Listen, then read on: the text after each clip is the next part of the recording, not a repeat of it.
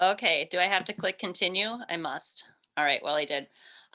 Thank you, Jenny, and thank you to everybody at the Loft. I know that most of you at least know Jenny through email.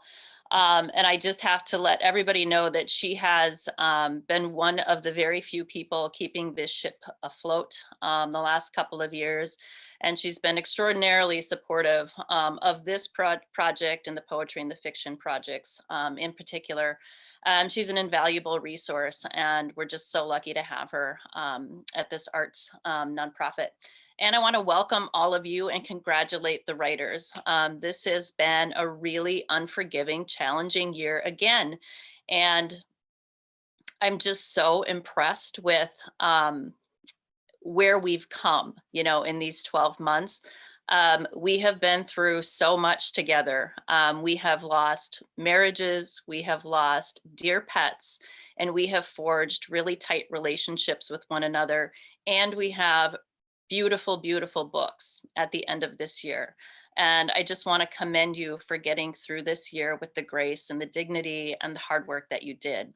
I have appreciated every minute of it. And I look forward to seeing where these books land in the world. I know they're going to be in the hands of readers someday.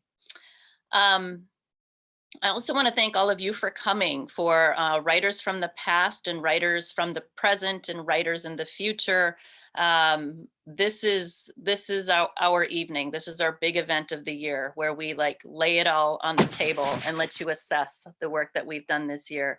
And we know that your time and attention is being pulled in a million different directions during this time, and that there's competition for your few hours this evening. And so again, we just thank you for showing up and lending an ear and your support. And I know some of you are family members and friends of these writers. And I also want to thank you personally for being there for these folks this year, because not only is this an experience in writing, as a lot of us have discovered this year, it's also about living with the process of writing. And that often demands a re-examination of our past, and a rethinking about where we are in our present lives. And so it can be really, really difficult. This is hard work. It's hard writing, and it's often about really hard things. So I want you to know that this is your general trigger warning. You will probably hear stories of abuse, of addiction, depression. You might hear stories of suicidal ideation. You might hear stories of death, and more. I'm not sure exactly what's going to emerge from the evening. You might hear swear words and other provocative language, but I want you to know that all of it is presented within the context of literary value. So it's not meant to be malicious or to cause harm. If it does, I apologize in advance, and you can reach out to me after. But I can't think of anything that could be shared this evening that would meander into that realm. There will be 8 readers tonight. We'll take a short break after the fourth one. I'll spend a little time introducing each one and setting them up, and then I'll just turn the mic over to them. If you would keep yourselves muted during those readings, that would be awesome. Sometimes when you're listening, questions emerge, and it's totally, totally fine to start recording them in the chat if you want to. Just know that we'll get to them at the very, very end of the reading tonight. We are leaving time and space for conversation and a Q&A if people want to ask questions or just like propose a conversation topic. And also, that said, please keep the conversation in the chat respectful and relevant to this evening's event. With that, thank you. We're going to start with Myrtle this evening. So Myrtle, wherever you are, cue yourself up while I introduce you. Myrtle Moose Turnquist's grief memoir, Hail Mary, a memoir of my forever friend, is the deeply moving story of a friendship cut short by a premature death. When Myrtle's friend is diagnosed with cancer, though careers, families, and geographic distance had separated them, the power of Myrtle and Mary's decades-long friendship draws them together to share in this last important phase of Mary's life. The book opens in a small room in which final gestures and final words are exchanged. Myrtle stands bedside as her friend dies. The book is reminiscent of the frank style of other American plains memoirists, such as Michael Perry and Frida Manfred, and expands into a woven tale of living with grief and going into the past to relive the origins and adventures of their friendship all over the world. Myrtle Moose Turnquist is a required finance executive who worked in the food processing industry for 35 years. She lives in Minnesota with her family, and this is her first book. Myrtle? Thanks, Nicole. While Mary's family is with her at Mount Sinai, the hospital bed arrives. I direct the two uniformed delivery guys past the cedar chest at the end of Mary's bed to the empty space I had created in the living room. As I finish putting Mary's sheets on the bed, her family arrives, and by early afternoon, the ambulance arrives with Mary. Louise directs the paramedics through the back entrance near the freight elevator. The gurney's too large for the regular one. The foot of the gurney emerges through the door first. Then we hear the unmistakable Jersey accent of Louise. "You're home, Mary." She hovers. Her arm curls around the pillow. Her thumb gently strokes the top of Mary's bald head. They laugh about the ride, but Mary's pale face reveals a rough journey from the hospital. Her eyes roll back into her head. Louise finally stands back, and the paramedics slide Mary from the gurney to the hospital bed and set the oxygen tank nearby. Making sure the tube is not kinked, they put the nose piece in place. The transition nurse arrives directly behind the ambulance. I don't know her name. I don't want to know her name. She brings discomfort to everyone crowded around the bed as she starts her examination. But Mary is unabashed at the exposure of her swollen body, arms, and legs. Afterwards, the transition nurse sits and flips open her cell phone. Mary wants to go to the bathroom. I put the side of the hospital bed down to suggest that I will help her out of bed. I know she can't get up. I say, "Okay, go ahead, get up, and I'll help you to the bathroom." Mary's sister, who stands on the opposite side of the bed watching Mary, shifts her eyes to me. We share a knowing look. The scene makes the transition nurse nervous enough to drop her phone and say, "Do not try to get Mary out of bed." Mary attempts to lift her head off the pillow, but decides she doesn't want to get up. Her sister fiddles around with the catheter bag. We both agree Mary's discomfort, however imaginary, is solved. After making big motions to show we are taking care, Mary's sister says, "That should be better." "Yeah, better," Mary says. She sinks back down into the pillow, and I raise the side of the bed. Mary's blue eyes relax on mine. My mind takes me back to a scene I had witnessed with my dad when my grandmother, his mom, transferred to the small town hospital close to the farm where my parents retired.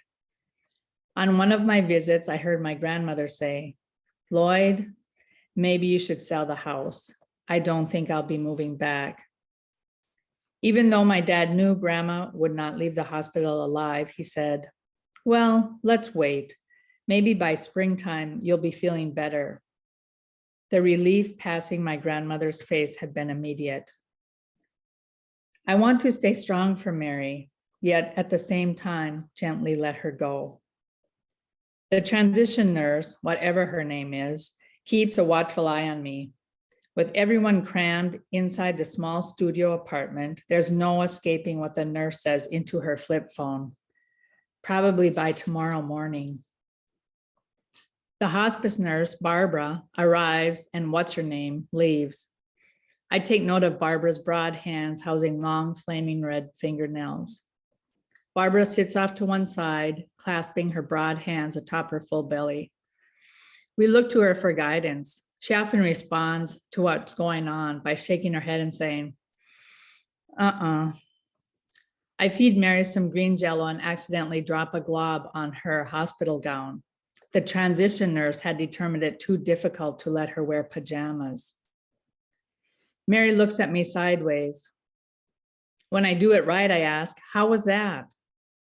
Maybe I imagine it, but I think Mary smiles when she says, "Better."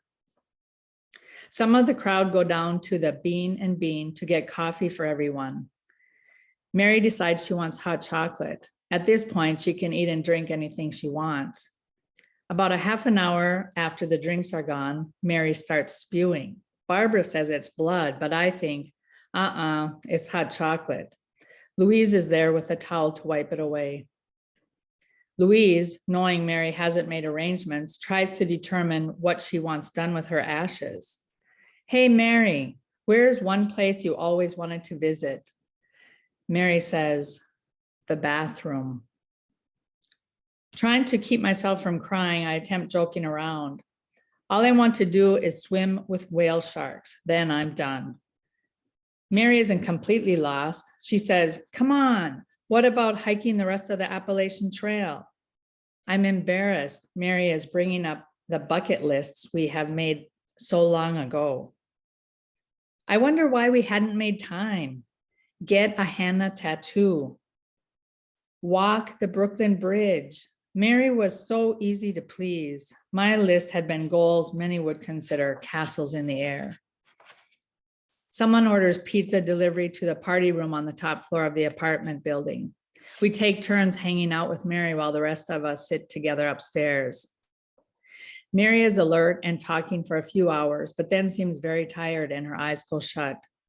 Mary's dad starts wailing. I'm horrified. I want to do something to help him, to help all of us, but I am also battling insurmountable waves of anguish.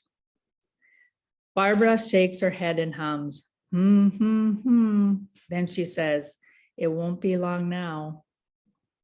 We continue talking with Mary. I say, remember in Memphis when my basset hound Ebb took those 2 pieces of pizza right out of the box and swallowed them whole?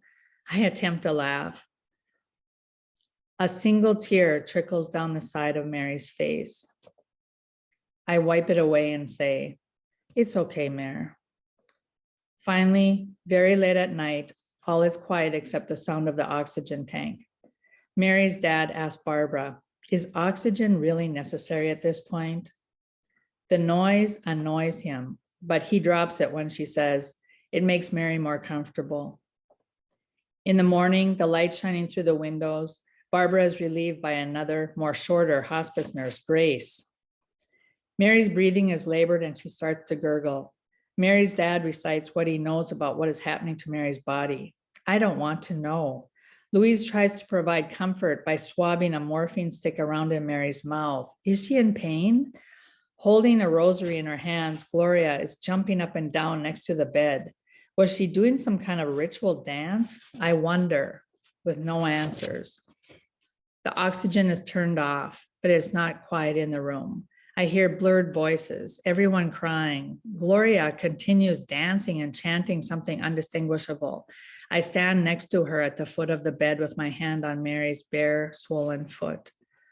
Mary suddenly opens her empty, glassy eyes and looks up and out the window, like she's looking toward heaven. The breathing and gurgling stop. I feel myself holding my breath. When I start breathing again, I hear myself reciting the Lord's Prayer. Everyone is hugging each other. I say, I'm so sorry for your loss, repeating this to everyone that approaches me. Mary's sister-in-law wakes me from my numbness. What do you mean? This is your loss too. In that moment, I open myself to my own importance to Mary. Per her wishes, the undertaker comes to take Mary for cremation. The 2 men are very pleasant, but visibly uncomfortable in dark, ill-fitting suits. For our benefit, they are nicely dressed for the ugly work they have to do. They zip Mary into a body bag and carry her away on a gurney. The hospital bed lies empty, sheets wrinkled, and pajamas under the pillow, unused.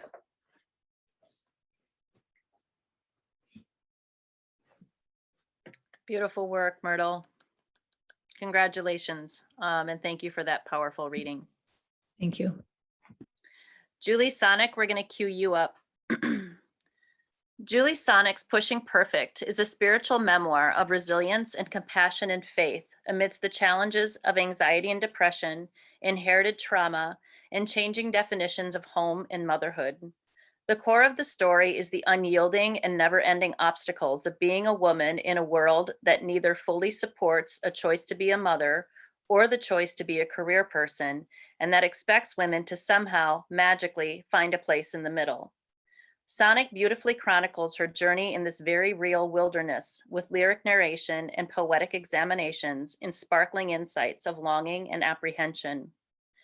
Julie Sonic is a writer and K-12 language teacher living in Minneapolis with her husband and children.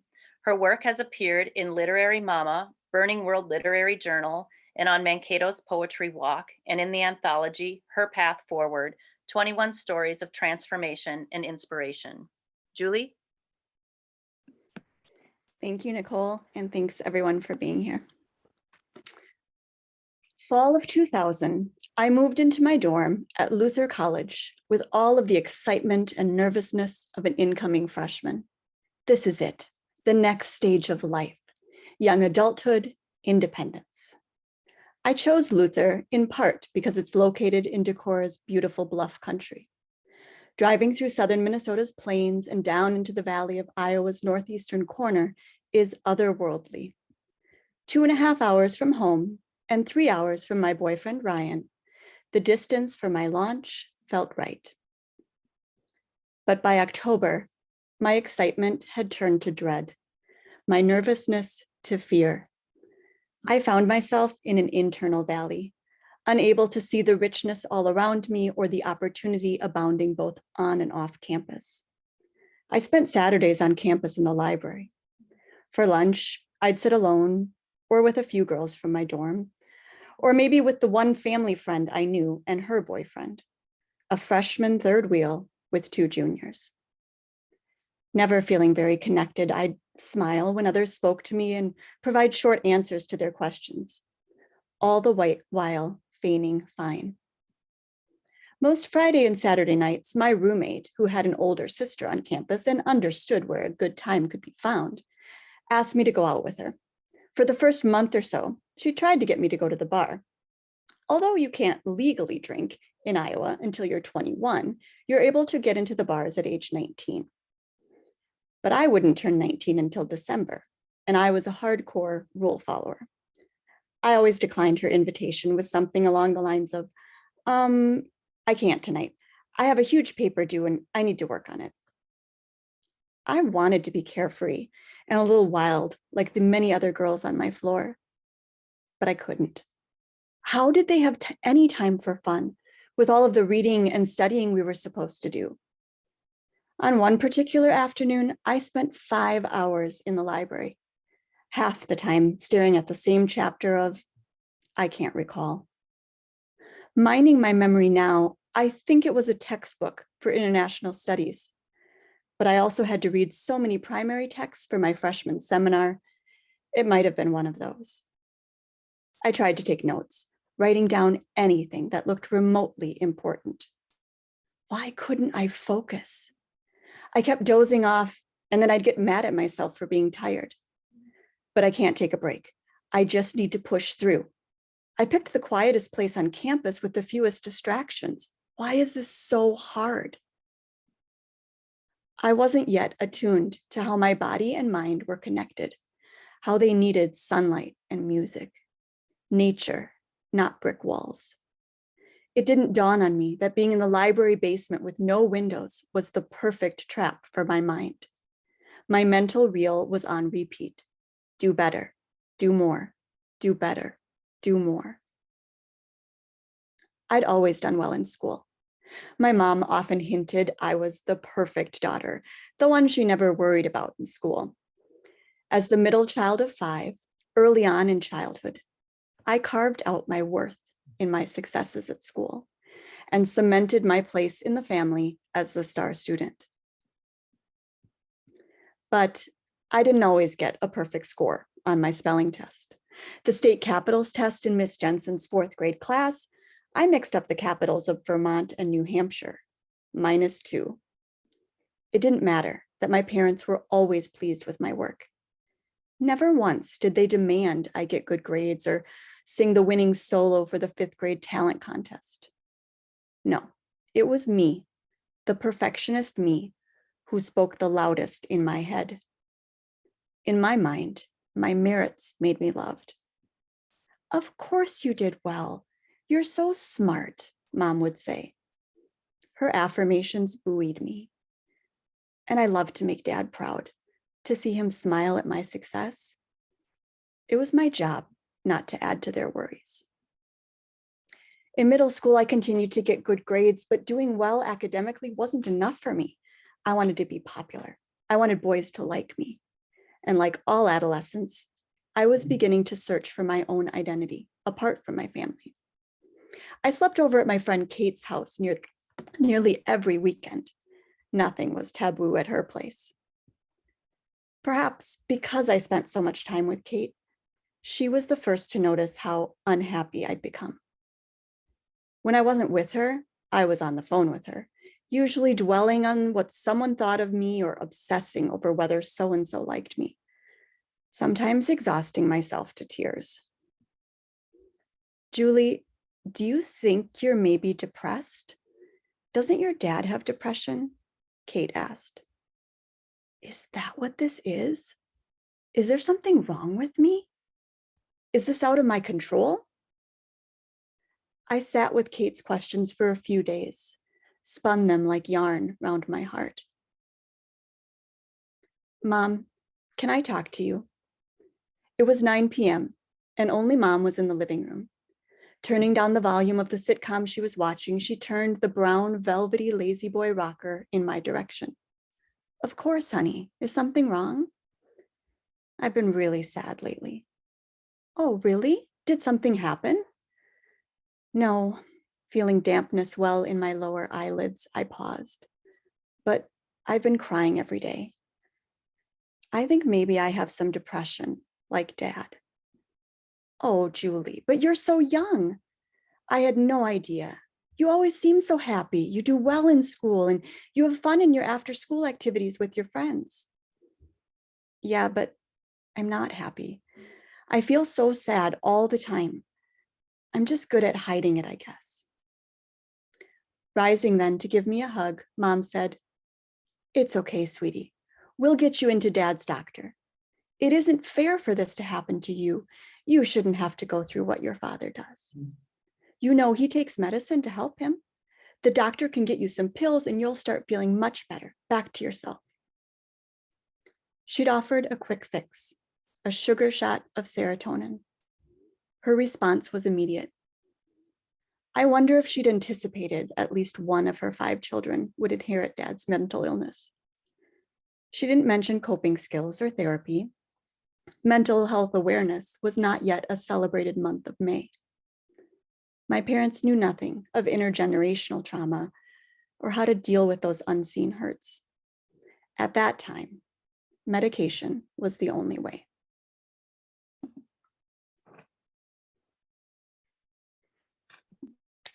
Bravo. Thank you, Julie. Congratulations. Sarah Lang, you're going to be next. Sarah Lang's psychological memoir, Empty Nest, is a courageously intimate scrutiny of the narrator's experience transitioning from busy mom of 3 to an empty nester in the matter of a few years.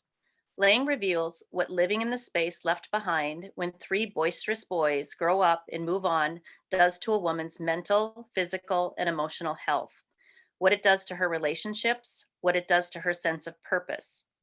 Lang examines the essential questions. What energy fills the void? What new truths are revealed?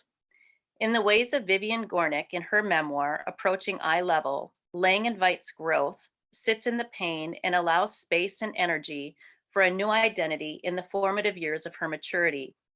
Lang shows how this growth could only have come from aloneness and quiet, but it also reveals that even when children grow up, new concerns emerge. We see that women are this country's idea of a social safety net. With masterful description and curious playfulness with setting and animals, each page is ripe for dissection. Sarah Lang is the mother of 3 grown-up sons. She lives in Minneapolis. Empty Nest is her first book. Sarah? Thanks, Nicole. I also would like to thank my son, Aidan. He's a central character in this book, and he has shown remarkable grace and support for me all along the way. So thanks, Aidan. I'm reading from a chapter called Bearings. It takes place in the latter part of the book. It's September and the narrator has just dropped off her youngest son at college to start his third year. She's alone driving home across Wisconsin to Minnesota. I was bearing north on Richmond Avenue by 1 o'clock. Craving a cup of coffee for companionship and lift, I passed up the Starbucks in the mall outside town. Caffeine afternoon meant time awake in the middle of the night. Fighting afternoon drowsiness behind the wheel was the lesser of two evils. The gas tank was nearly full, and there was a bottle of water and food for lunch on the seat beside me. I could make it through most of the 5-hour drive without stopping. The sun was a smudge in the flat white sky. The air felt more like summer than September, tired, mild, and faintly humid. The weather was a disappointment. No brisk breeze, no blue sky, no scudding tufted clouds. I felt bland and listless. The car was empty. On the way to Lawrence, the Prius was packed as tightly as an unhoused person's car. It felt like Aidan was endeavoring to fit in everything he owned, as if he was desperate to clear out and leave home for good. The drop-off for Aidan's junior year had been quick. We barely spoke while ferrying load after load of duffels, milk crates, musical gear, and lamps to his room. Up a flight of stairs, down a dark corridor that smelled of dust and the decayed sweetness of nicotine, weed, and beer, then into Aidan's room, a narrow shaft with a window at the end. Dim daylight, shabby walls, chunky scuffed furniture. We stood outside the dorm. Our hug was brief. I drove away. By the time I'd finished the first leg of my solo trip and turned west on Highway 29, I was bored enough to try the radio. I found a classical station amid the static, but the music was bombastic. I turned it off and reached for the Tupperware on the passenger seat. The flat plastic box had compressed my sandwich into a gluey amalgam of bread, cheese, limp lettuce, mayonnaise, and mustard. I ate it fast, but saved my baggies of pretzels and carrot sticks for later. By this point in our trip to Lawrence, Aidan was sleeping with his head against the window. He had conked out as soon as I took the wheel. Before that, when Aidan was driving and awake, we hadn't much to say. To break the silence, I put on a CD. Time and miles went by as the mournful music droned. The car drifted to the right. The sudden grind of tires against the rumble strip startled me. Aidan steadied the car. I shifted in my seat, a reflex he would probably read as disapproval. I asked, "Are you tired? I don't mind driving." "No," he said, "I'm fine." Aidan's eyes fixed on the road. Hadn't his psychiatrist tapered the medication we thought was making him so sleepy? Fed up with the music, I pushed the eject button. The landscape was sad enough. The car drifted again. This time, Aidan failed to react to the harsh alarm of the rumble strip. The tires bumped off the pavement onto the shoulder. "Aidan!" I shouted. He swerved and straightened the wheels. "What's going on? What's happening when you go off the road?" Aidan's voice was quiet. "I'm thinking." I get lost in my thoughts. "Well, you need to get off at the next exit so I can drive." "Fair enough," he said. Approaching Wausau, I prepared for its tangled interchange of freeways, exit lanes, and overpasses. I knew to thread through the junction. Out the other side, I would be driving west again. The next leg of the trip was a long stretch of Highway 29 before I merged into the interstate. The route was straightforward, but what awaited me at home was not. The conflict and estrangement of my summer started with Aidan. Whatever sweetness was between us in June turned rancid by September. There were too many episodes of drinking and deception and too many heartfelt promises of change that didn't stick. My sympathy shriveled into resentment. Past Wausau, drowsiness sifted through my head like sand through an hourglass. I lowered the windows, air blasted. I opened the baggie of pretzels and nibbled them slowly. Chewing could keep sleep at bay. Aidan's summer stint at home was over, but his absence was unlikely to soothe my marriage. Even though my husband and I were seeing a therapist, friction rubbed us raw. We were often at odds because or in spite of our worry about Aidan's mental welfare. Rain spattered the windshield. I shut the windows and turned on the wipers. Pretzels now gone, I bit a carrot. It was as dry as wood. The rain shower ended suddenly. Wipers off, windows open. I bit off another chunk and masticated the mouthful into a cud-like lump. Over the summer, I severed ties to my mother. She broke her shoulder in early July and had to spend 2 weeks in a nursing home for rehabilitation. Throughout, I tried to support my mother, but in the end, I could no longer tolerate the prick and stab of thorns between us. Cutting myself free had felt at first like liberation, but guilt built up, and now I was on the verge of reverting to the role of attentive daughter. More spates of rain. The sky brightened and blue broke through. The rushing air smelled like fresh vegetation. The farm fields shone, verdant. Shafts of sun pierced the rows of corn and droplets of water glinted emerald. Out of nowhere, a black and white road sign hurtled into view. Freeway ends in 1 mile. The words made no sense. The freeway led to Minnesota. Adrenaline jolted through. My brain scrambled to imagine what could be coming in 1 mile. A concrete barricade, the pavement beyond crumbling into scrubby fields, or a giant detour sign, dark orange and diamond shaped. But Aidan and I had crossed this highway only hours before. There was neither crumbling asphalt nor construction. I could not reconcile the words on the sign with where I believed myself to be. Meanwhile, the freeway narrowed to 2 lanes and fields became forest. Pine trees crowded in from either side. No exit, no intersection, no safe place to stop. I slowed the car and pulled onto the shoulder. Vehicles flew past. I studied the map until I found my bearings. I wasn't west of Wausau, but north, far north. When the coast was clear, I made a tight U-turn and stepped on the gas. My heartbeat settled. Wausau was 50 miles away. For at least an hour, I had cruised at high speed, mentally heading west while physically homing north, in a state of dissociation, until a sign by the road sent me spinning like the farmhouse in the Twister. If not for those words, where might I have landed? Thank you. Brilliant. Congratulations, Sarah. Okay, Karen, you're going to be up next. Karen Ryan's tragic comedy memoir chronicles a spectacular rise to corporate power and influence in a career she loved, where she could exercise her vast power of communication, humor, and salesmanship until she takes a chance on a career change, one that would bring her closer to home and allow her more time with the people and places she loved, especially her daughter Violet. This risk goes horribly wrong.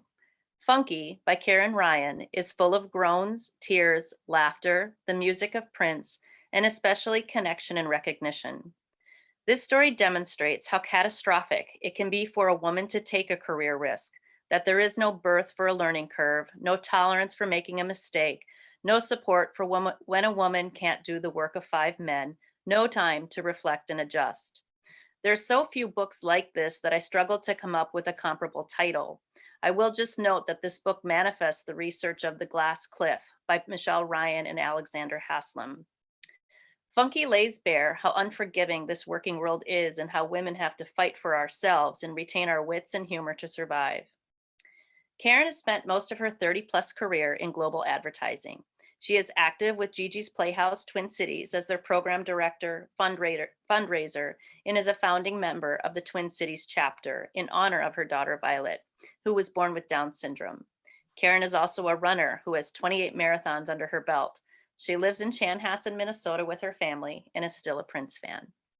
Karen? Thank you, Nicole. I'm going to read a condensed version of a chapter from my book called Project Loon and the Iron Man. I made a point to prioritize finding a love interest when I arrived in Minneapolis because even though I was 37 and never married, I was committed to trying to find a partner and starting a family if it was at all possible. I'd had some great success with Match.com in Chicago. So thanks to a friend's help, Brainy Blonde Babes profile, which described me as a smart, talented, ambitious career girl with long, beautiful legs and long blonde hair and a zest for life, was put on Match.com. I threw in a marathon photo showing me crossing the finish line at Chicago with my hands over my head in a big cheer as I ran under the clock that showed I finished in 3 hours and 38 minutes, a Boston Marathon qualifying time for those who knew. And I was looking for a guy who knew those things. I also mentioned in my profile that I was new to Minneapolis and had recently registered for an Ironman triathlon. This focused effort became known as Project Loon. The loon is the state bird of Minnesota, and it seemed like a nice piece of positivity to put into the universe. Naming something Project XYZ was a trick I'd learned and leveraged from special work projects, which received project names to ensure commitment and priority over routine day-to-day activities. Tim was one of the Match.com candidates who reached out to me. As the story goes, Piranha's member profile, with a profile picture of Tim on a Piranha brand kayak on a lake, had expired after he reached out to me. So when I replied with interest, he had to renew so he could reply back to me. We went out for a quick drink after work one night in late October 2006. I'd planned a PT appointment for right after that, so we didn't drink all night. I usually would have insisted on coffee, but the bar was near my health club where my PT appointment was, and it just seemed easier. Tim had just finished his Ironman in Brazil and was registered for an Ironman in Zurich, Switzerland in July 2007, and my Ironman was scheduled for September 2007 in Madison, Wisconsin. We talked a lot about training plans, and he offered to introduce me to his training group and tri club. We hit it off very well. He was attractive with blonde hair and beautiful blue eyes and a nice smile.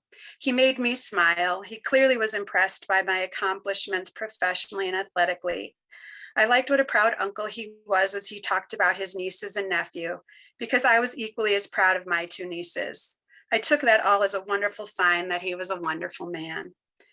Seriously, promise me we'll go out again, he said as he grabbed my hand and we walked out of the bar. It was the most direct I think I've ever seen or heard Tim be in our whole time together. He was direct and clear that he wanted to go out for a real date. And I was learning that if someone was making me smile and showing kindness and emotional availability, that I should embrace that instead of shying away from that. It took me 37 years to learn that at that time, but I finally did. Tim and I had our first real date on November 9th, 2006. It happened to be my birthday, but it also happened to be a night when Tim's triathlon club was gathering to see a movie about a famous triathlete at a theater in uptown Minneapolis. We were late to meet the group to pick up our tickets for the movie, so they were given to another triathlete on the wait list. We decided then to instead have a nice dinner at Capitol Grill. The waiter was lovely, and for whatever completely coincidental reason, the waiter had a rose on hand for me, and then he took a photo of us. This was 2006, so this was an old school digital camera, not on a phone photo, that he told Tim to reach out and he would send it to him. Tim was so pleased with how lovely the waiter was with our dinner service and kind attention that he sent a note to the waiter the next day. The waiter was so delighted that he printed out the photo of us and sent it back to Tim. We now have that photo framed in our house. For comparison, I have yet to see Tim stamp a Christmas card in the nearly 13 years we've been married. That's proof he was bringing his A game to our courtship. In our first year of dating, Tim and I did a lot of triathlon training together and spent most of our weekends doing those kind of weekend warrior activities. On Ironman Day in September 2007, I survived my 2.4-mile swim, finished my arduous 112-mile bike ride, seeing Tim and my parents at several points on the bike course. And at mile 19 of my marathon run, I told Tim I loved him for the first time. I finished proudly in just under 14 hours. Growing up on our side of the Twin Cities and in Minnesota in general during Prince's rise to global fame, Tim also saw that same Purple Rain Tour show in 1985 and owned many Prince albums. He went to a Prince concert with me at the Target Center Arena on 7707, and we had a funky great time. This was also the time when Prince launched his new perfume line, 3121. I got a bunch of perfume product along with my VIP tickets. And like all my princely items, they are preserved in their original packaging in a big purple box in my home office. Like most Minnesotans, Tim also had a Prince story. Sometime around 2006, before I met him, he was on a date in a coffee shop in the Chanhassen adjacent town of Excelsior, when from out of the back meeting room of the coffee shop came Prince walking to the front door past Tim's table. Prince placed a Jehovah's Witness pamphlet on Tim's table. Prince became a Jehovah's Witness after the loss of his newborn son, as he sought guidance from his mentor and fellow JW musician Larry Graham. Prince then said, "Here, take a look at this," as he walked away. As Tim tells the story, he then said to Prince, "Thanks, Prince." Of the two of us, Tim is the only one who has actually ever spoken to Prince. Tim proposed to me on Valentine's 2008 at our favorite barbecue restaurant, calling my niece and my dad for permission to marry me first. We planned a wedding quickly for July of the same year.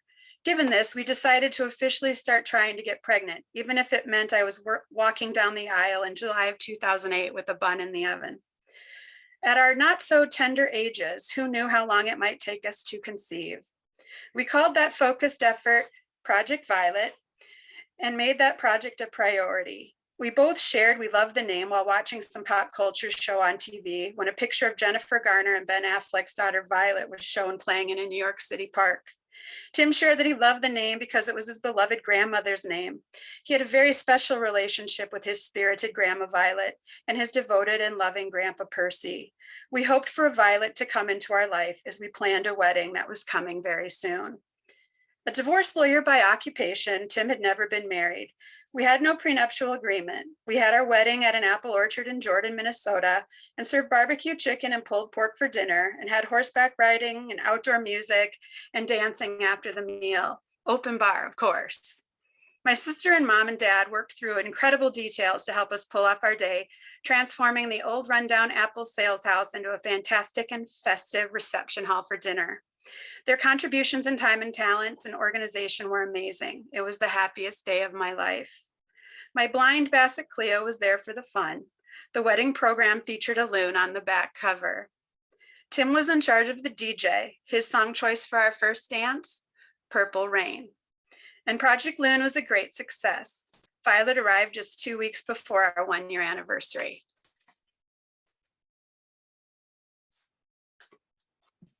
Wonderful. Thank you.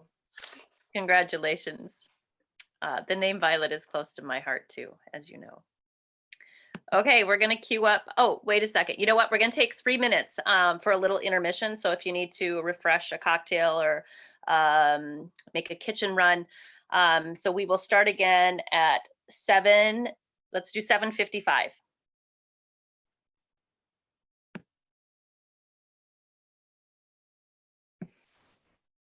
I will stay on right here if anybody has any questions or comments in the meanwhile, especially if you're here because you're thinking about doing one of the projects in the upcoming years. I can try to field some of those questions right now too, if you have them.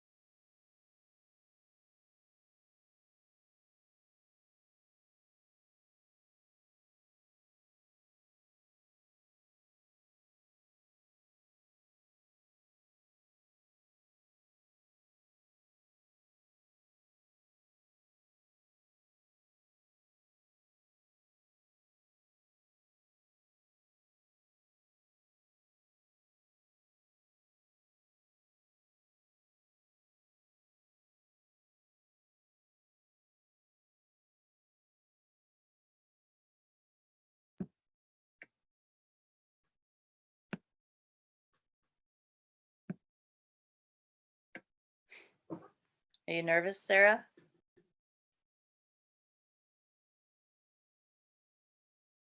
A little bit. I think being nervous is always a good sign. It shows you care. I'll keep that in mind. That's what I tell myself anyway.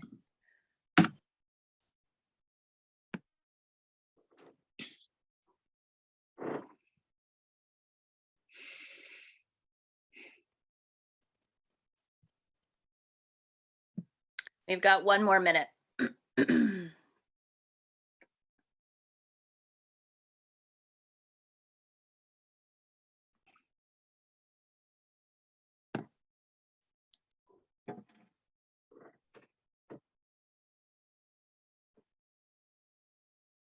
I like the 3-minute countdown. It reminds me of teaching in K-12, right, Julie Sonic, and any other K-12 teachers out there? You have 3 minutes to dash from this room to the other side of the football field. Get over there.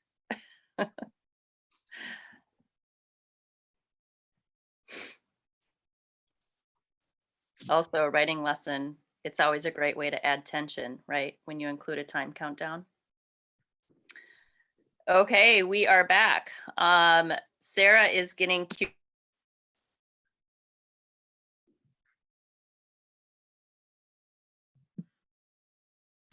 Now I will introduce her. Sarah Quimby's book, Strange Ways of Reading, tightens the lens on all the little actions that build structures of inequity and all the big inactions, including apathy, ignorance, nonpartisanship, and the old desire to get along that uphold institutional privilege.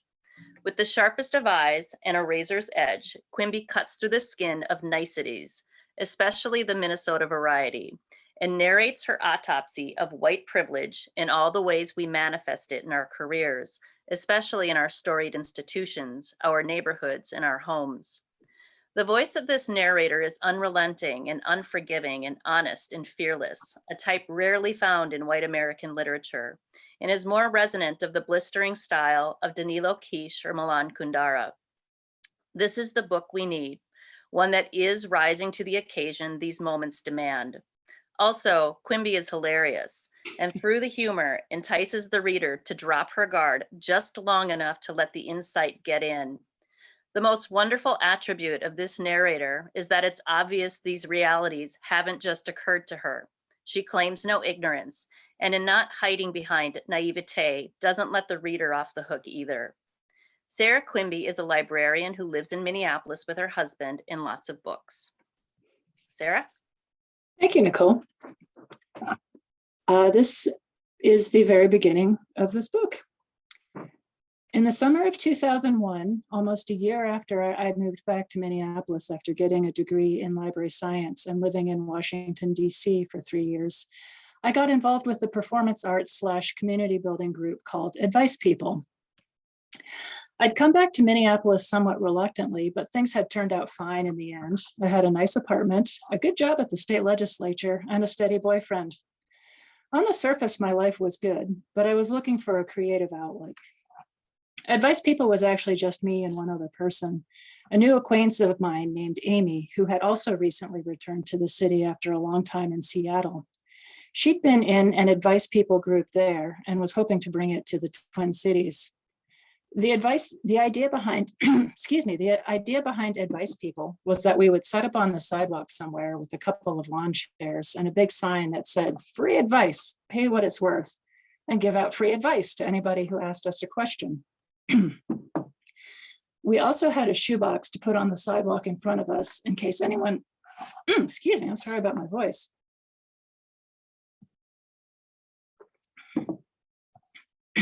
We also had a shoebox to put on the sidewalk in front of us in case anyone felt like the advice was worth anything.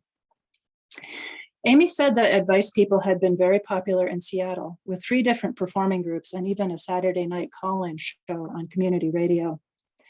I was game, even though our first Advice People gig ended up being painfully slow. We'd made the mistake of setting up next to the Loon's grocery store in Uptown near an intersection, which had once been filled with gutter punks and used bookstores and music shops and scenesters of all kinds. but by 2001 had become painfully lame. We spent the entire afternoon with our sign and our empty shoebox watching the suburban-looking women come and go. We only got 2 questions, one of which was for directions to the lake. The other was from the shift manager at the grocery store who wanted to know what we were doing there. Undeterred, we set up the next Saturday outside a natural foods co-op about a mile away in hopes of some more foot traffic and a younger, hipper crowd. Our instincts turned out to be right on. We probably answered 10 questions before the co-op manager came out to ask us what our deal was. I was amazed at the kinds of questions that people would ask 2 complete strangers on the sidewalk. Sometimes a little crowd would gather as people waited for their free advice, and the group as a whole would weigh in on someone's question and what the answer should be. Amy said that was pretty typical. That was the community building of the performance art / community building combo that was advice people. I'd been a little overdressed for the weather when we were outside of the Lund, so for the co-op event, I dressed for comfort in a pair of hip hugger shorts and a cute little red midriff top that tied in a knot just under my breasts. A lot of people liked the top, men and women. I was also amazed when people started giving us money. Nickels and dimes mostly, but here and there $1. My heart jumped when one guy put in a $5 bill, but then he fished around in the shoebox and took out 4 ones. I forget what he asked us. A couple of the questions had to do with substance abuse or living with serious mental health conditions. And during the slow periods, I worried out loud to Amy that we were operating in a really gray area of the law, taking pocket change for unlicensed health advice. At the very least, I said, we should run off a stack of photocopies from the phone book of the numbers of therapists, social service agencies, and homeless shelters to hand out to people. Amy thought that was probably a good idea. Amy and I were generally pretty close on our answers to questions, although our delivery was different. Amy liked to ask a lot of questions before giving her answer, where I tended to hand down pronunciamentos in an authoritative tone. Sometimes it was easy, as when people asked what they should make for dinner that night, tacos, or how to get a man to ask you to marry him. Just ask him to marry you. When people came by to talk about their addictions, I knew to let Amy ask the questions about harm reduction and needle exchanges rather than say the first thing that popped into my mind. Well, gosh, you don't look like a heroin addict. Towards the end of the afternoon, 2 men stopped by, a father and his adult son. After reading our sign, the father said, "We can ask you anything?" I explained the idea behind advice people, and the man said, "All right then, so how are we supposed to get along with each other? I voted for Bush, but this one," he gestured at his son, "he voted for the other guy." I nearly bounced out of my lawn chair in my excitement. Finally here was something that I could talk about. I told the 2 men that I worked as a librarian in a nonpartisan office at the state legislature, and so I often ended up working for people I disagreed with personally. But it was all part of the democratic process. You have to trust in the process, I explained. What happens is that there are 2 opposing sides on an issue. The legislators conduct research so they can debate their positions in an open session and come to the best possible, or at least the most workable compromise.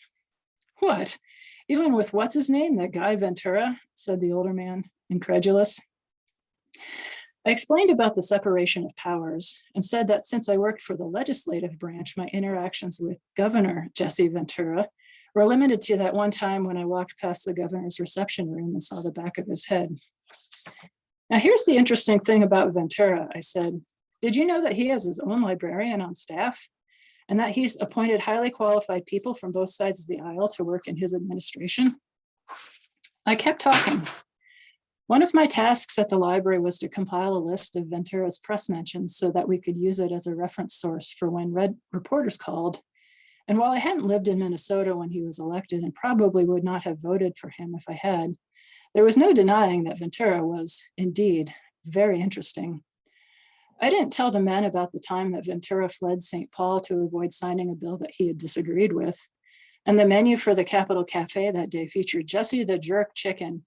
And a group of legislators, Republican and DFL alike, linked arms and walked through the underground tunnels that connected the buildings in the Capitol complex and sang, oh, where has my governor gone?" to the tune of, "Oh, where has my little dog gone?" because it was the summer of 2001 and none of that had happened yet. I did mention that the one thing that Ventura had managed to accomplish as governor was somehow unite the legislature in their loathing of him. Usually the two opposing parties in the House and Senate spent the legislative session completely deadlocked, posturing over petty squabbles and fossilized partisan talking points until the clock ran out on the session and they hurriedly passed a number of unreadably long omnibus bills in midnight sessions. But under Ventura, the legislature united 11 times to override the bills and line items that he had vetoed. 4 of those override votes were successful. It's a record that still stands, which brought me back to the 2 men on the sidewalk in my original topic, the well-oiled engine that was the American legislative process. You have to trust in the process, I said again, and added, it's a dialectic. The father said he guessed that made sense and opened up his fist where he'd been holding some loose change. He poked through the coins in his palm for a few moments before picking out 2 quarters for the shoebox and then walked away. His son briefly nodded in my direction and followed. That ended up being the last time I ever did anything with advice people. Soon after our gig in front of the National Natural Foods Co-op, Amy found out that someone else from the Seattle advice people was trying to start his own group in Minneapolis. And the whole project collapsed into a series of bitter email exchanges about who owned the rights to the advice people name. Or at least Amy never asked me to participate again, which was fine. The whole thing was starting to feel exactly like my day job. Bravo, brilliant. Thank you. Okay, we are going to queue up Lou Clark. Lou Clark's memoir, Donning and Doffing, a memoir about grief and compassion, opens with her landing a new job in a new city in a new state at the very beginning of a novel virus's emergence upon the world. In Clark's new role, she used to train burgeoning health professionals in the ways of compassionate care in simulated, controlled environments. The simulated practices of due diligence, clear communication, and assumptions of serious consequences if protocols are breached or directions ignored become very serious, very real world, and very literal in a matter of days, and culminate when one of Lou's own is affected and the outside world is brought inside the simulation. This book hails from a long line of leadership memoirs, such as John Gordon's You Win the Locker Room First or Phil Jackson's More Than a Game. Lou Clark is a writer of plays and creative nonfiction. Her script, I See, won a National Playwriting Award from the Kennedy Center American College Theater Festival. She is the author of Implementing Best Practices in Standardized Patient Methodology. She is a medical educator and social scientist living in St. Paul, Minnesota, with her wife and orange tabby cat. Lou?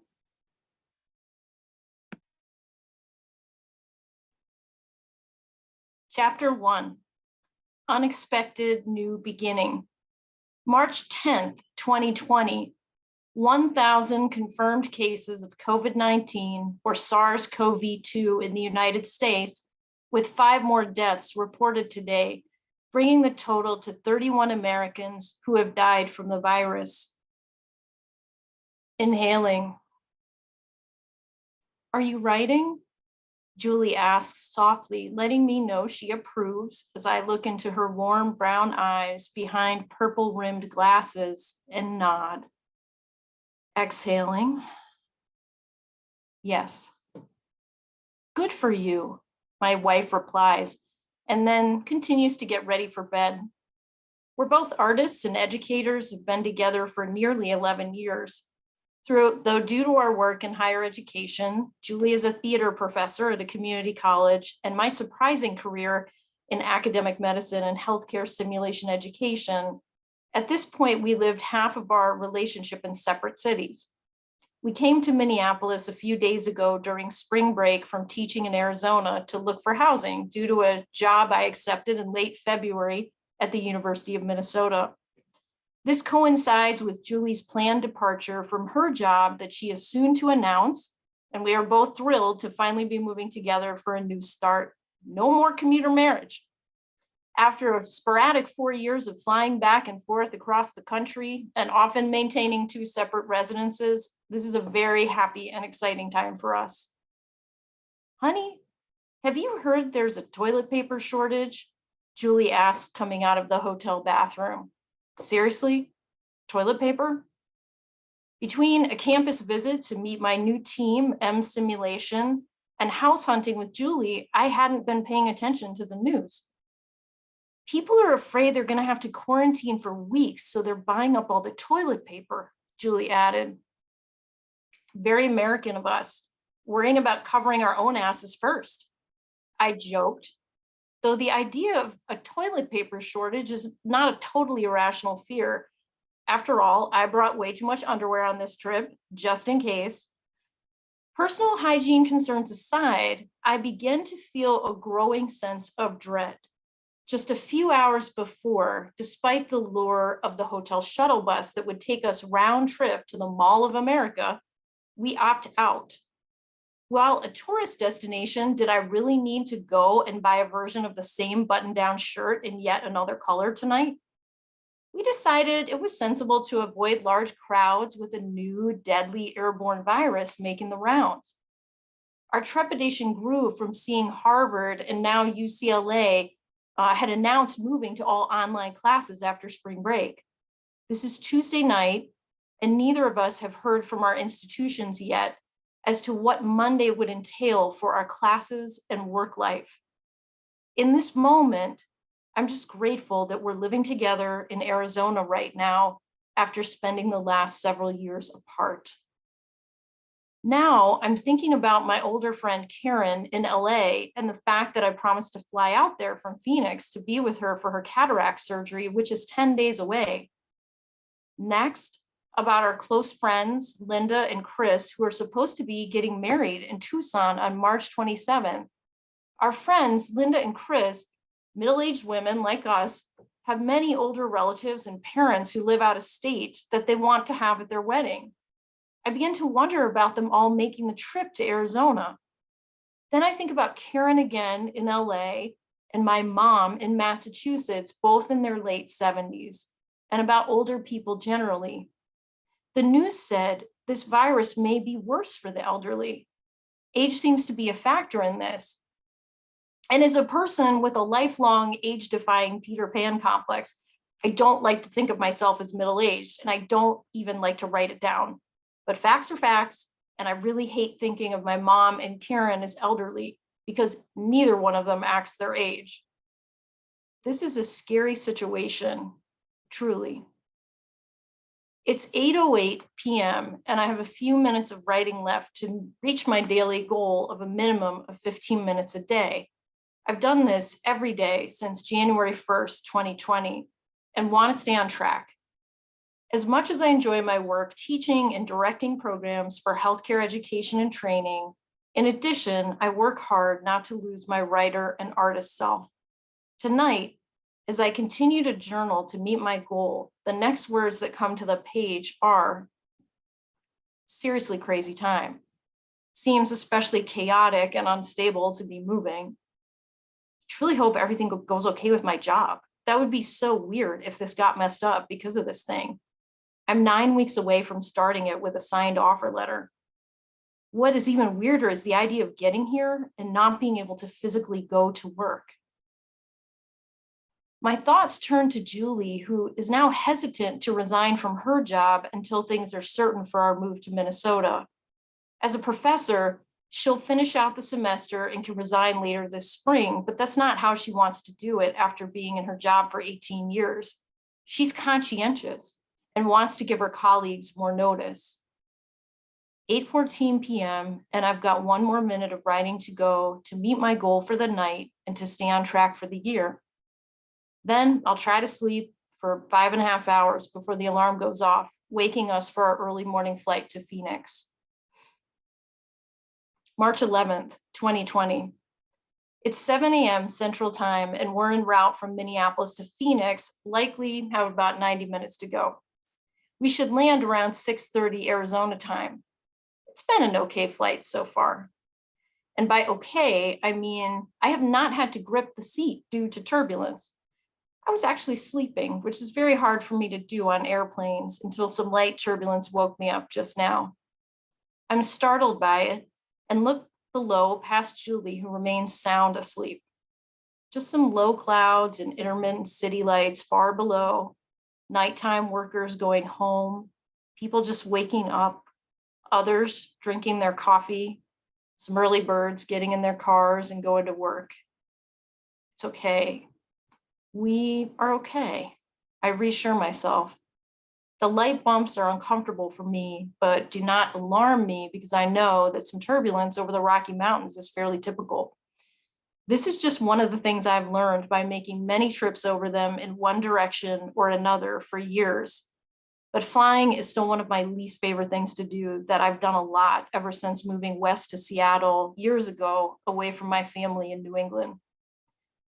Julie teases me about my knowledge of the jet stream in relation to flying, along with my tendency to obsessively check the weather on days leading up to and when I fly. I don't like flying, and I'm afraid of heights generally. This is a real drag, as I love to experience new places. Before I returned home last summer to be with Julie in Arizona, for nearly 4 years preceding this, I often logged between 20 to 30 separate flights a year when we were commuting due to our careers. This helped me desensitize myself to it. And since then, I've tolerated air travel better. Julie, who is sleeping peacefully in the window seat, wrapped in her coat with a small pillow propped against the side of the plane, is useless to me. She can slumber through most annoying or scary moments on flights. So I basically sit in the aisle seat, gripping the armrest while she sleeps, either next to me or in the window seat, if we're lucky enough, as we are today, for the middle seat to be unoccupied. If our luck holds out, we will move and I will start this job as planned, directing a department that provides tens of thousands of clinical training hours for health sciences students. I decide to meditate to settle myself, grateful we're heading home today as the sun begins to rise.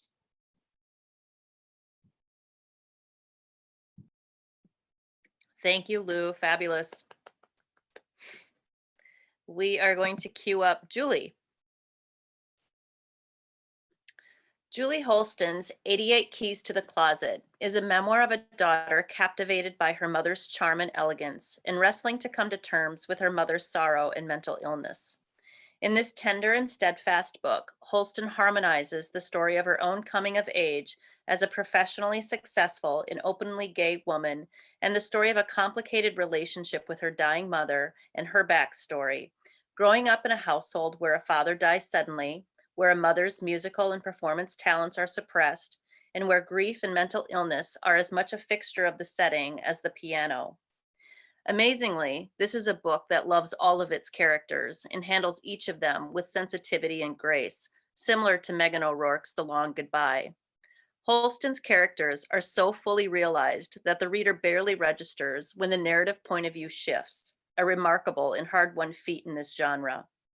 Julie Holston is an interdisciplinary artist with backgrounds in music, theater education, and directing.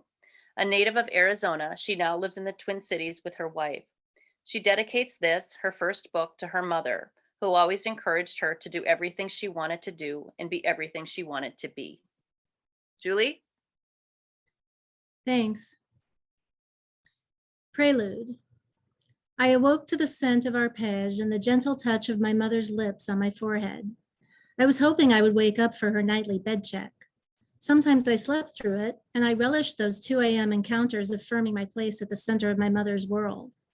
Our toy poodle, Sunny, jumped on the bed to compete for attention, and I sank my tiny fingernails into the warm grooves behind his floppy apricot-colored ears. I'm thirsty, I offered in the dark, more angling than assertion.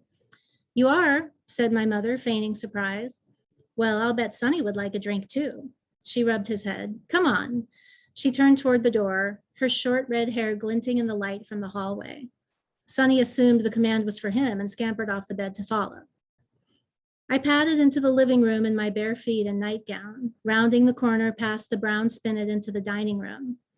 Already busy at the kitchen counter, mixing a tiny glass of milk with strawberry quick, my mother also sported bare feet and a nightgown. Earlier this evening, she had left for work wearing a blonde wig and a powder blue floor-length dress with a beaded bodice that would shimmer star-like under the lights of the bandstand. Her gown was sleeveless to allow for ease of arm movement up and down the piano, and she never wore any jewelry since she didn't like the feel of objects dangling and jiggling while she played. I remembered burying my face in the soft fur of her luxurious brown mink stole when I hugged her goodnight after dinner. Who knows what a 40-year-old mother and her 4-year-old daughter talk about during stolen moments in the middle of the night? I certainly don't remember, but I know we giggled with glee on the kitchen floor, trying not to wake my older brothers. It was always her habit to join me at eye level for times like these. When I couldn't finish my milk, we gave the rest to Sonny, whose snout fit perfectly inside the small jelly glass. He stuffed his nose deep into the barrel, then stretched his tongue out to reach the bottom, comically striving to lap up every last bit of the sweet pink milk. Time felt suspended, and the world around me disappeared. It was as if my father hadn't died, and we three were all that mattered. Working nightly on the bandstand was my mother's most practical means of supporting her family. It allowed her to be home during the day for our comings and goings from school. She was free to run errands and take care of finances during business hours. In the 2 years since my father had died, she was tasked with selling a house and downsizing into a 3-bedroom apartment with 3 children. She sold the piano bar they owned together in Phoenix, where she provided the entertainment while he took care of the management. In deposing of my father's affairs, she chose to stick with her strengths as a performer and divest herself of the managerial responsibilities of running the club. The sale of the nightclub necessitated finding new employment, and having developed a healthy customer base and garnered the favor of the local entertainment reporters, she had no trouble landing her current long-term engagement as the resident lounge act at the Safari Resort in Scottsdale. My oldest brother, nearly 18, was comfortable seeing to it that our middle brother and I got to bed on time each night. Once Sonny finished the milk, Mother walked me back to the stuffed animals waiting in my bed. A French terrier stood guard by my side, and a mama tiger cradled my head in the curve of her torso. Slipping back off to dreamland with strawberry milk in my belly, I knew that when I woke up, Mother would already be in the kitchen, making breakfast in her housecoat and bustling us to school like other moms. Overture. I realize I'm going to catch hell for saying I became a lesbian, and I suppose it's no better to say I turned gay. But that's what it felt like for me, so it seems like the truest way to tell my story. The fact is, I was happily straight, or so I thought, until I was 37. But looking back, I wasn't exactly happy. I had never had a successful long-term relationship with a man, and the desire for a stable relationship and a family brought on recurring cycles of heartache. More than once, a guy went on to marry the next woman he dated after me. Apparently, I was perceived as a final fling rather than marriage material. As my friends coupled off, got married, and bought houses, I noticed how they would go to the mall, register for linens and appliances, and poof, the wedding gifts would flood in. I was still renting an apartment, but I needed appliances too, and I became resentful at having to gradually purchase all my own home essentials. The message I received was that you didn't really start a household until you stood at the altar with a man. Each time a couple was showered with gifts and well wishes for a prosperous future, I was left feeling like I had yet to start mine. Impromptu. My mother and I were driving across the Arizona desert, heading back to Phoenix after an overnight stay in California. The soundtrack from the movie Boys on the Side underscored this leg of the journey. I had only invited her to make this trip with me a couple of days ago, knowing she would say yes with her usual sense of spontaneity and adventure. This was a woman who had spent much of her life on the road, driving from one performing gig to another, staying in hotels for months at a time. Even almost 30 years later, a quick turnaround trip to California was child's play for her, although I was doing the driving now. The two of us were happy to have 16 hours of uninterrupted quality time on the road together. We had a history of having meaningful conversations in the car. She discovered during my adolescence that I would open up to her more in this non-confrontational space where we each had our eyes on the road ahead, safe from the vulnerability that eye contact can create. I was in the process of completing a master's degree in theater directing, and we had made this trip to support one of my classmates in the presentation of his thesis play, which dealt with the topic of sexual orientation.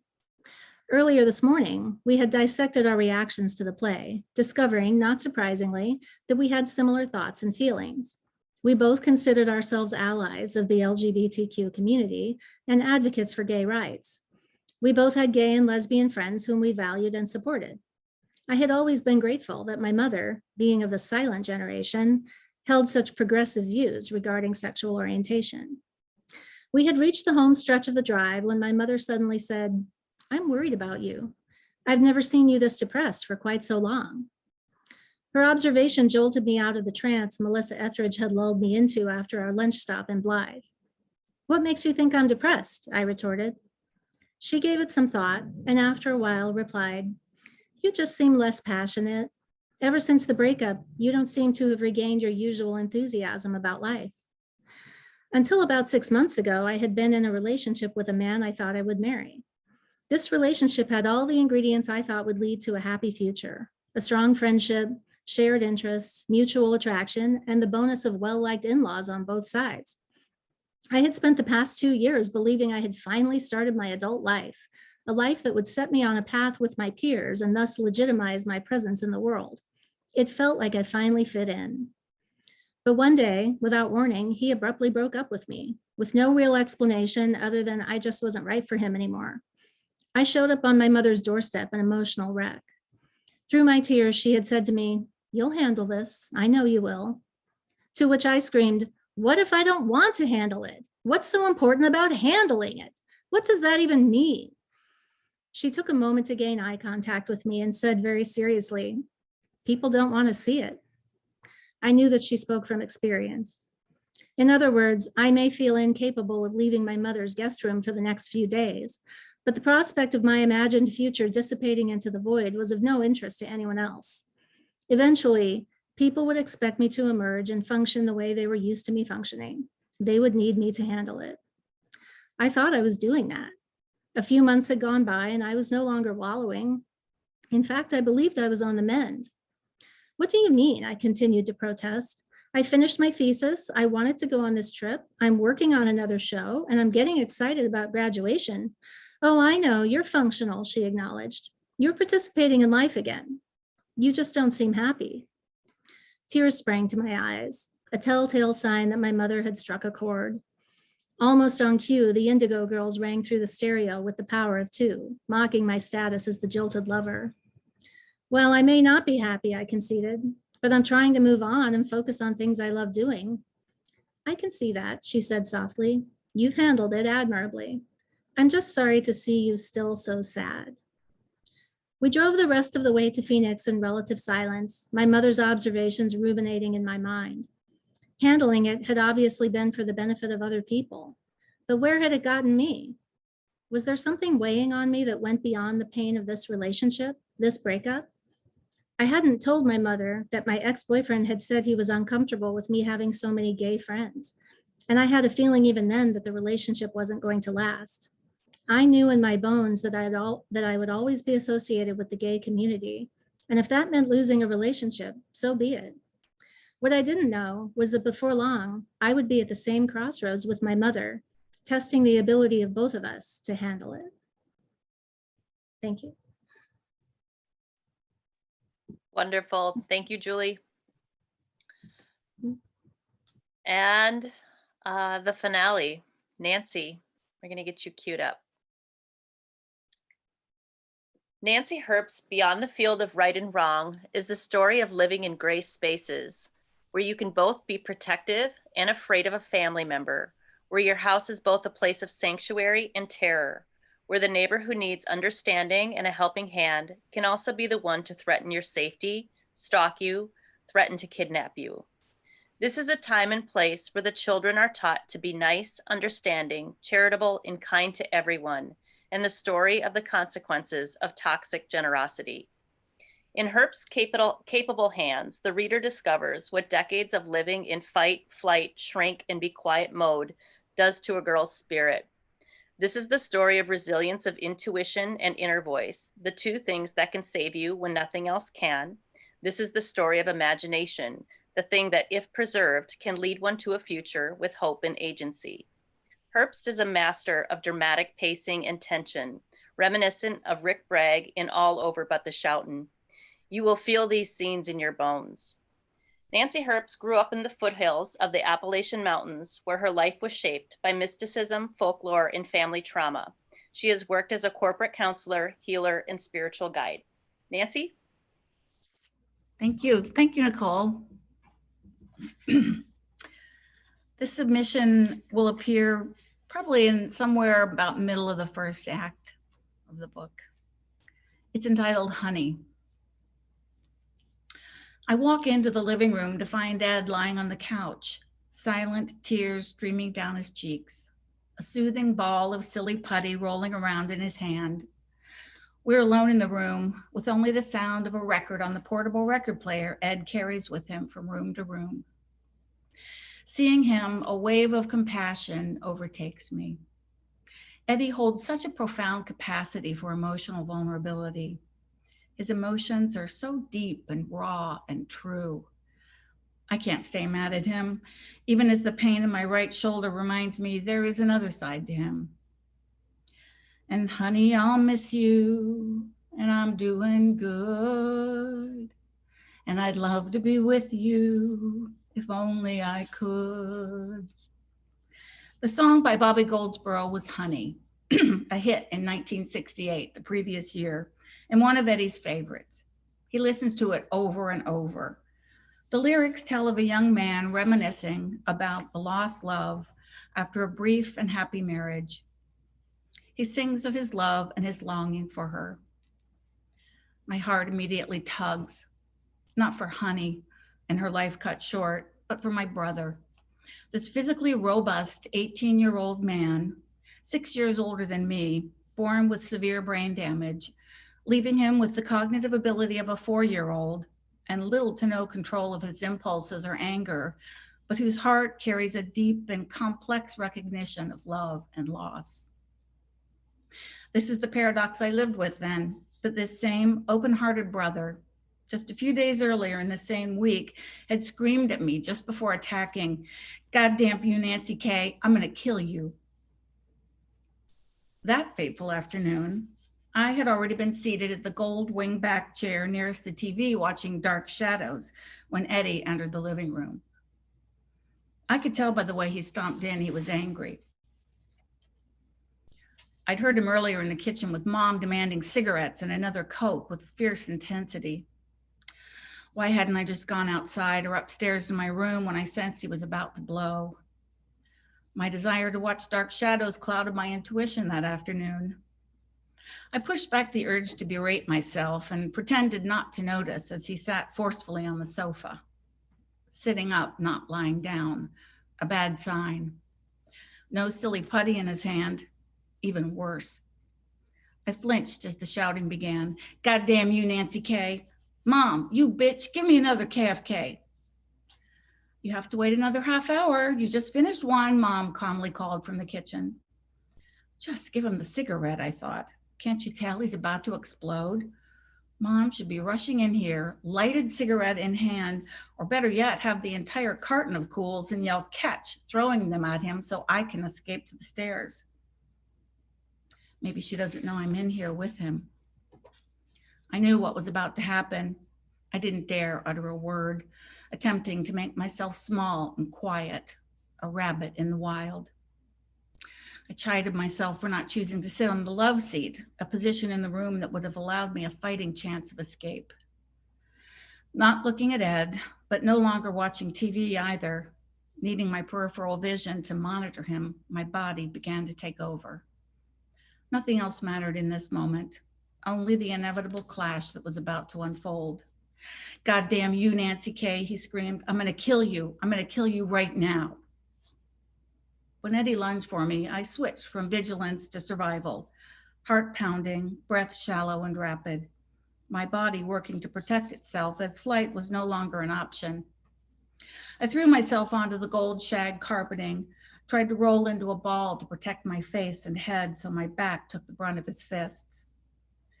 Not able to get enough purchase on my shoulder-length hair to throw me across the room, he began pounding my back and shoulders with his size 11 orthopedic shoes. His fingers gripped my hair. Mom, help, Mom, I wailed. I'm going to kill you. Why do I have to kill you? Eddie shouted as he continued kicking me. Not really asking for insight or clarity, just a repetitive refrain he made during these recurring assaults. His words muffled in my ears as I struggled to keep from being flipped over, protecting the softest, most vulnerable part of my animal body. No thoughtful planning, just two wild creatures with no impulse other than attack and survival. Mom raced in, slamming into Eddie's body, diverting the blows from me onto herself, allowing for escape. I raced to the kitchen phone, a practiced routine, not stopping to take inventory of my injuries, and frantically dialed my father's independent insurance agency, which was only about 1.5 miles from our house. Linda Murray answered cheerfully. Herbst Insurance, how can I help you? Quick, get Dad, it's Eddie. She immediately recognized my frantic SOS. In a matter of seconds, Dad came on the line. What did you do to upset him now? Dad accused. I absorbed another blow, this time through the phone line. Nothing, just come quick, he's got Mom. A pause, a wounded sigh, and then a resigned, okay. I rushed up the stairs, calling to Mom that Dad was on his way, hearing the kicks and punches land on my mom as I raced to the safety of my bedroom. Eddie, stop it, Eddie, I hear my mom yell. We both knew it would not end until my father pulled Eddie off and wrestled him to the floor. Leaning against my bedroom door, still vigilant, sobbing, breath hiccuping, I heard Dad come through the kitchen door, finally. Only then did I sink onto the bed, my face buried in the pillow, still trying to make myself small. Terror and despair shook my tightly clenched body. I drowned out the battle between Dad and Ed as I muffled my own cries. I hate him. I hate him so much. I'm brought back to the present by Bobby Goldsboro singing about honey, my gaze turning once more to Eddie lying on the couch. There's no threat today. Easing myself onto the carpet, I sit near his head, moving the small white Formica table out of the way so I can hold his hand. Tears continue to roll down his cheeks. It's a sad song, isn't it? I quietly remark. Yes, sad, Eddie replies. Is she dead, Nancy K? Why did she have to die, he asks. I don't know why, Ed. It's just a song, I answer, and looked at my brother, who in this moment displays a tenderness and vulnerability I know to be as true and honest as the violent, uncontrollable rage he unleashed just days ago. We sit together as the song plays itself out. Again, Nancy K, he requests. Again. Okay, Ed, we'll listen to it again. Thanks. Fantastic, Nancy. My heart's in my throat, and I'm sure other people's is too. Okay, thank you again to all of the readers for this evening, and thank you to everybody who was in the cohort this year. We are going to open it up for questions right now. So if you have been taking notes or have a specific question for a specific writer, you are more than welcome to unmute yourself and just go ahead and ask it. I don't anticipate that it's going to get real unruly, but if it does, then I'll ask you to just put a question mark in the chat, and then I will call on you, and then you will unmute yourself. But for now, if anybody has a question, just feel free to unmute and ask it.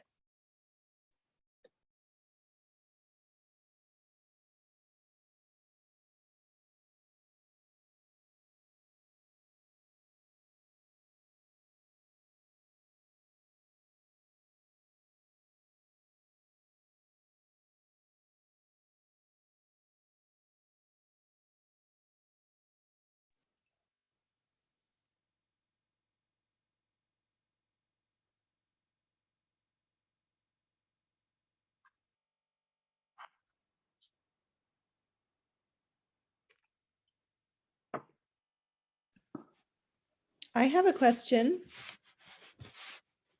Can I jump in? I'm Amanda. I'm going to be joining this year's cohort. And I have a general question just about how you came to the class, like, did you had an idea for your project? I'd love to hear the range of like what you had already, what you, yeah, your starting point, because the ending here is brilliant and amazing. And thank you all for sharing.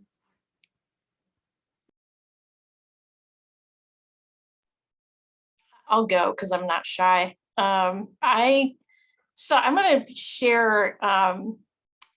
My wife signed up for the class, so you heard her read, and Julie Holston, Julie H. And I had been thinking about it, and when she signed up, we kind of talked about it. But I'll say that some things that happened in my professional life, and if any of my colleagues are still on, thanks for coming. Especially we lost a colleague, and the loss of our colleague inspired me to take the class along with Julie. And some of the things in the book are research that I had pieces of what is becoming this book for a while, and then I also had the structure. So I came to the class with a very concrete idea. But what's great about this class and all the folks you just heard is I'm so grateful because they have been helping me improve it, and have just become wonderful, trusted colleagues and friends. So it's been a really positive experience.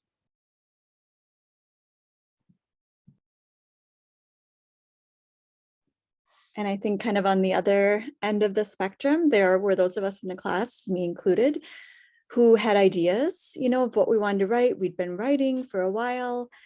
And then all along the way, we'd submit pages, we'd submit more pages, and people would be like, it's really nice, but what are you writing about again? What is it? And so for many of us, it was a journey, and we may not get to like, okay, what's the heart of it until the class is almost done. And we know we still have more work to do. But yeah, it's so amazing to hear each other's stories unfold, and then get feedback from this many other writers. So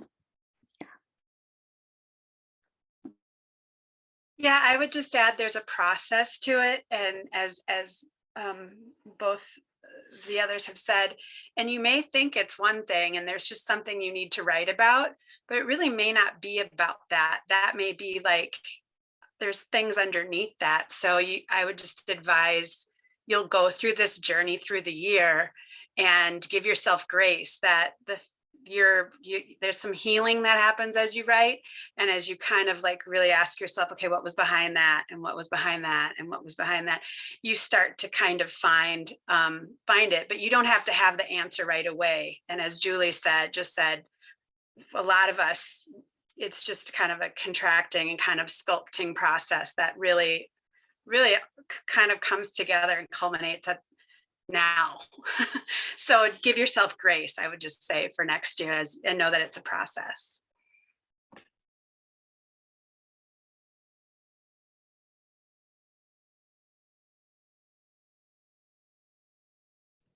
Yeah, I would say for me, the benefit was focusing on my idea for the whole year. I came to the class and I think I had about 50 pages written about what I wanted to write, but I can say a lot of those pages aren't even included in my final manuscript because I have the same idea that I'm following, but it's like what Karen says, things evolve and your story changes. And so, I would say just come to the class with an open mind and write and follow along and take the journey.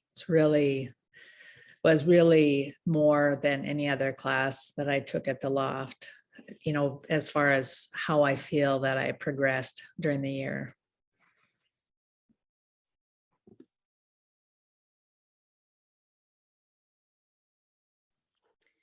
I'm wondering what's next for some of the writers. What are your plans?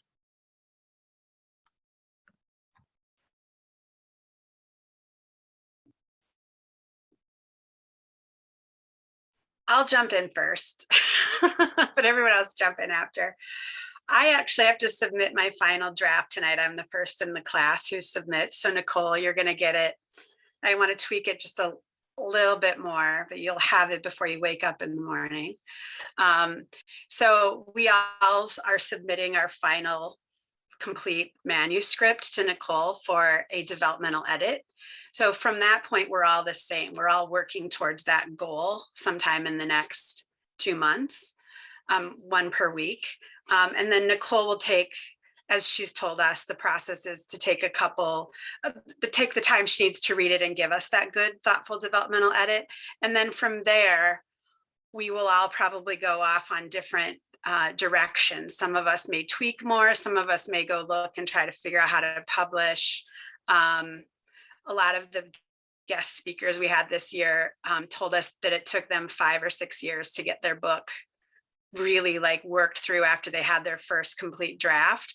So I have a lot of attention deficit disorder, and I've lived with this story for so long. So I'm hoping to be on the accelerated side of that and figure out, once I turn this in and get some feedback back, I personally want to look and see how I can try to publish it. I'm not in a huge hurry, but I want to keep it going, because otherwise my crazy life will distract me.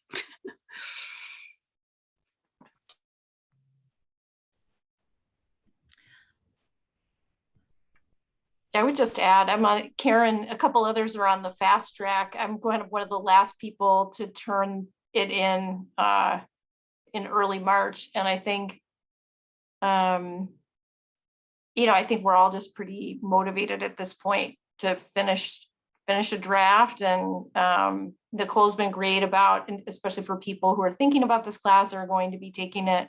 Nicole has given us different writing opportunities throughout the year, told us sort of where to look for these. And I kind of came to this, him having been a playwright for a long time, so in a very different field and a different genre. So this was great. So if anybody's thinking about this, who's writing in a different field and wants to do this, that's been really helpful. And so there are also sort of other development opportunities, that I'm looking at, whether it's like an intensive week or like a month or whatever, I think that would be a great next step. So I'm looking at some of those kinds of workshops for like summer, fall, once a draft is complete.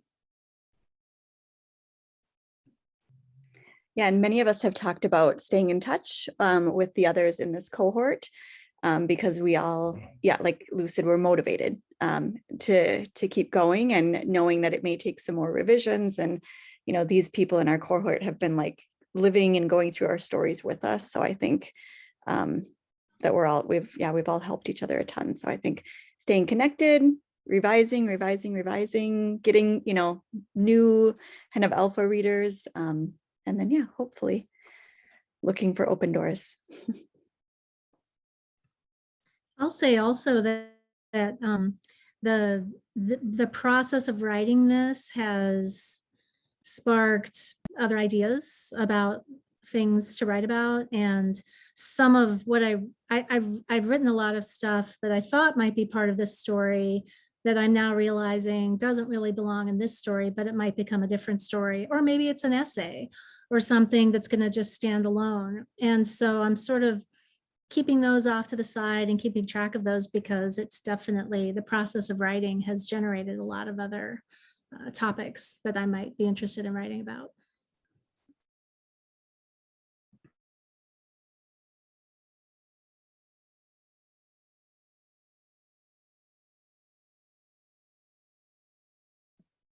Are there any other questions?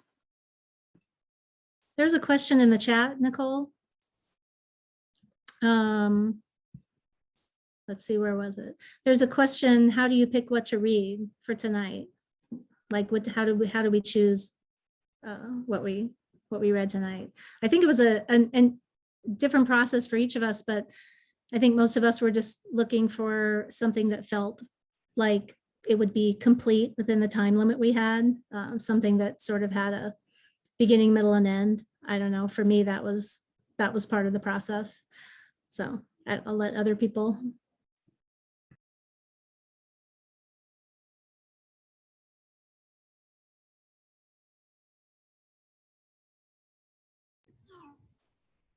Yeah, that was well said. Given the time limit, you needed something, and also something that was maybe like there might have been more favorite part that we all had, and things that had more scene or more dialogue. But you know, a reader needs to be able to, when we read this, you kind of need to be grounded in what we're talking about too. So it had to also stand well enough alone that it didn't rely on context from something else.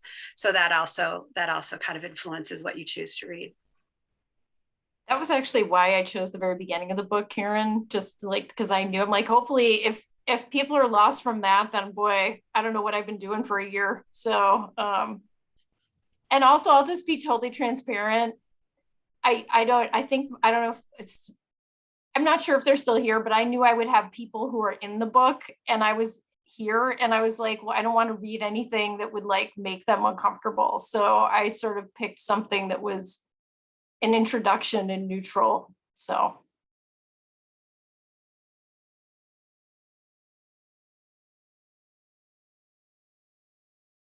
Agree. Like, for example, my marriage has its challenges.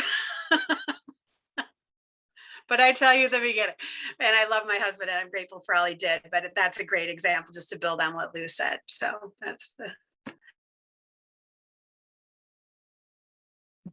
That's part of the challenge of having a public reading at this,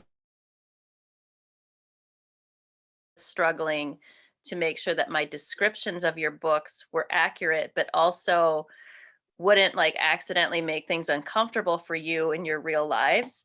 And so we're just, all of us are in like this hazy place of having a document that's kind of still private and kind of still public.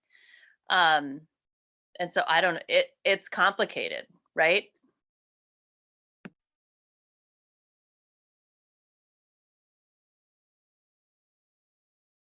like, if I can just build on that. So Nicole, you did a great job of describing the job I took a risk for, but you didn't say what the job was. And I'm still, just for those who are taking the class next year, those who are writers, I'm still figuring out how to write about that job. There's many ways I should. There might be confidentiality agreements, those kind of things. So that's just a really good like working example of when you're like, our group has been so great that I can share comfortably within that group, and I know I have their confidence. But sometimes when we start to release our idea into the world, there's still some things that can be very tenuous that we have to work out. So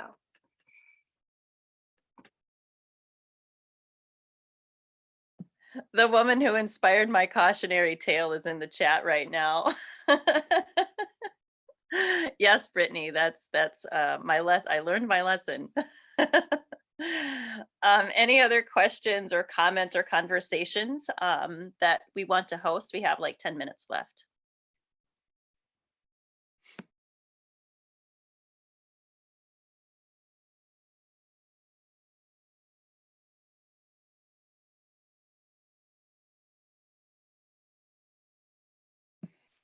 Okay, that might be it, people. I will be in touch with all of you soon, and probably kind of regularly until we're finished with your final developmental edit. It really has been my pleasure to work with you all this year. I always hold people's books near and dear to my heart. Just seeing some of the names who were in the meeting this evening, I can still recall like every single one of their books. It's amazing. And it's a testament to like the strength and the power of the writing that happens this year. I've taught a lot of classes. I've had hundreds of students, but there is something very, very special that happens over the course of 12 concentrated months. People's like their general ideas, their kind of abstract thoughts really do coalesce in a way that invites craft into the experience and does make it memorable for years and years and years. And so that's happening, you know, right now. It might feel like your book is unruly and out of control and you're never going to get it figured out, but you've already done a lot of the work. I promise you, the hardest part is just getting that first draft on the page. The next parts, the revisions, they can actually be really enjoyable if you're open to the process. So thank you again. You guys did a fantastic job. I look forward to hearing from you and getting your manuscripts in the next. Everybody for coming. Good night, everyone. Thank you. Right. Thank you. Thank you, Hang out Nicole. for- Thank you, everyone. You guys, I'm gonna miss you, but we'll get together and write. Let's Yes. do it. I'll send an email. Mwah. Good night.